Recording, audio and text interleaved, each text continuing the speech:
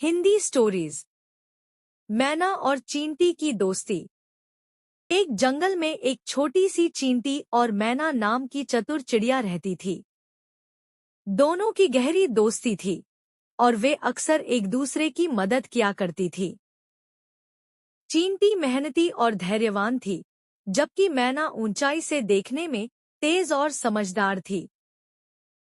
एक दिन चींटी जंगल में भोजन की तलाश में निकली और एक बड़े पेड़ के पास पहुंच गई, जहां कुछ अनाज के दाने बिखरे हुए थे।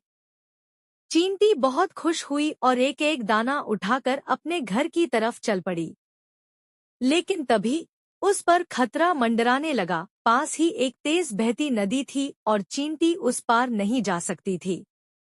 चींटी ने परेशान होकर मैना को पुकारा। अपनी दोस्त की पुकार सुनकर मैना तुरंत आई और उसने चींटी की समस्या सुनी। मैना ने सोचा कि चींटी के लिए यह मुश्किल चुनौती है। उसने तुरंत एक उपाय सोचा और अपनी चोंच में एक पतली लकड़ी उठाई और उसे नदी के किनारे ले आई। उसने लकड़ी को पानी में डालकर पुल बना दिया, जिससे चींटी सुरक्षित उस पार जा सके। चींटी ने मैना का धन्यवाद किया और धीरे धीरे लकड़ी के पुल से नदी पार कर ली।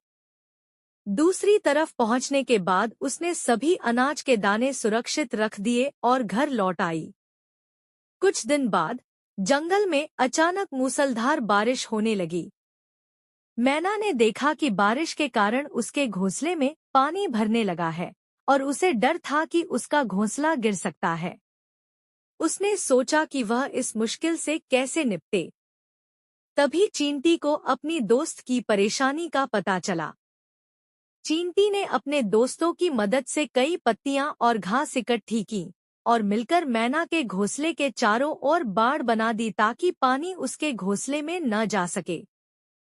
मैना ने मुस्कुराते हुए कहा, तुम सच में सच्ची दोस्त हो चींटी। चींटी ने भी खुशी से जवाब दिया, दोस्ती का मतलब ही तो एक दूसरे का सहारा बनना है। उस दिन से उनकी दोस्ती और भी गहरी हो गई और वे हमेशा एक दूसरे की मदद करने का वादा करके साथ रहने लगे। कहानी का सीख।